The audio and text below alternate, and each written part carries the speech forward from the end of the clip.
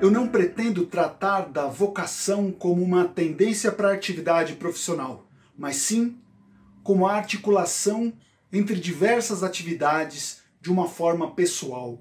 Para isso é fundamental que cada pessoa tenha a disposição de aprender e praticar uma série de atividades ao longo da vida, para que num momento futuro possa as articular entre si. Vou tratar especificamente da vocação para a música e das atividades derivadas da linguagem musical.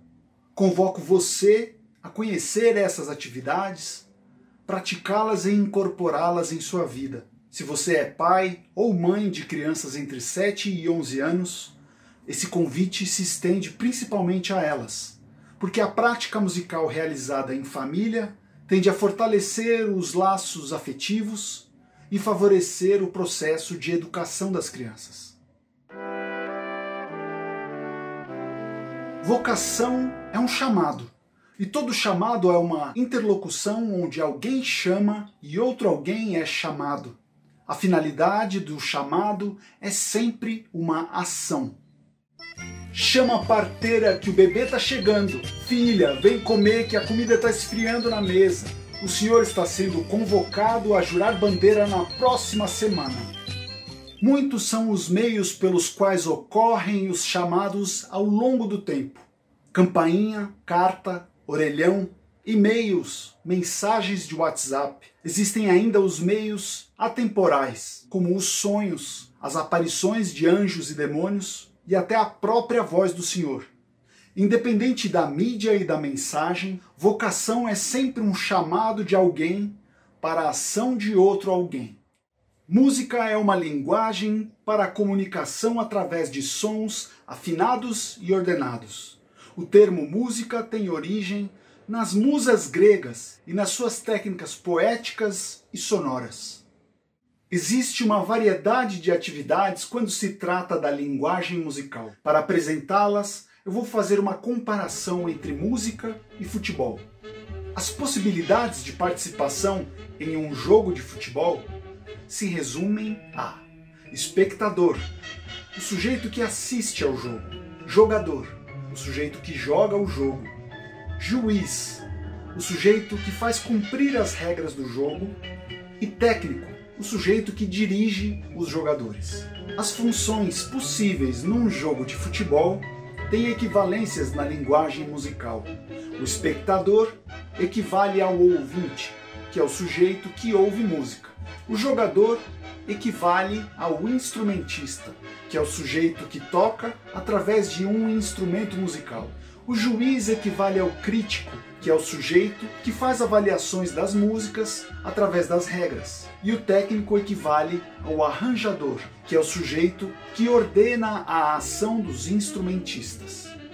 Uma função musical que não encontrei equivalência no futebol é a função do compositor, que é o sujeito que cria as músicas para serem executadas. Quando eu completei 6 anos de idade, os meus pais me fizeram uma festa de aniversário e contrataram um mágico. A presença daquele homem, cheio de truques, ali na minha frente, me impactou a imaginação a ponto de eu também desejar ser um mágico. Mas bastou eu aprender um truque para calar de vez esse chamado. Na mesma época eu conheci a minha tia Lourdes. Ela tinha uma cara rechonchuda, era desbocada e tinha uma risada autêntica. De algum modo ela me convocava a ser um palhaço, chamado que ficou dormindo uns 20 anos mais ou menos. Foi quando eu procurei profissionais do ofício do palhaço e acabei realizando essa atividade durante alguns anos. Depois nunca mais quis saber disso. Por volta dos 9 anos, eu convivia com os moleques da rua e com os meus primos, e só se falava em bicicleta cross. Foram construídas pistas na cidade de São Paulo, onde eram realizados campeonatos. Havia uma certa euforia no ar, e eu atendia a esse chamado junto dos meus primos e dos moleques da rua. Meu pai, que na época tinha uma pequena fábrica de agasalhos, costurou uma dúzia de camisetas amarelas, com manga longa e um morcego estampado no peito com a marca Prestige. Ele aproveitou para divulgar sua marca e formar a primeira equipe de bicicross da Vila Hamburguesa. Depois de alguns campeonatos dentro e fora de São Paulo, esse chamado ficou para trás. Quando eu tinha entre 11 e 12 anos, a equipe Prestige deixava de ser um time de bicicross para se tornar uma equipe de skate. O mesmo tipo de movimento que aconteceu com o bicicross acontecia então com o skate, com o surgimento de pistas e a realização de campeonatos. Eu atendia a esse chamado junto dos meus primos e de alguns moleques da rua, mas depois de uma dezena de campeonatos e centenas de tardes de skate, eu reconheci que eu tinha medo de me quebrar e não tinha força de vontade suficiente para vencer esse medo. Então esse chamado se calou de uma vez por todas. Foi numa tarde, por volta dos meus 13 anos, enquanto eu pensava nos meus desafios adolescentes, que um pensamento me tomou a atenção com clareza e ênfase. A competição não é com os outros, é comigo mesmo. Vou fazer música. As referências musicais que eu tinha na época eram as bandas de rock da MTV, mas eu decidi estudar música e aprender a cantar. Eu frequentei cursos livres de canto, de baixo elétrico, cursei a ULM para baixo acústico e o bacharelado de música. A partir daí, eu segui cantando, compondo, tocando em bandas de rock, bandas de baile, mais tarde em orquestras, gravações, produções musicais, arranjos, e cheguei até aqui. Só Deus sabe o dia de amanhã. Mas e se ele perguntar a qualquer um de nós: o que é que você fez com os talentos que eu te dei? O que é que você responderia? Reflita um pouco, antes de tudo. Cada chamado requer uma dose de sacrifício e é uma oportunidade para aprimorar algum aspecto da personalidade de cada um.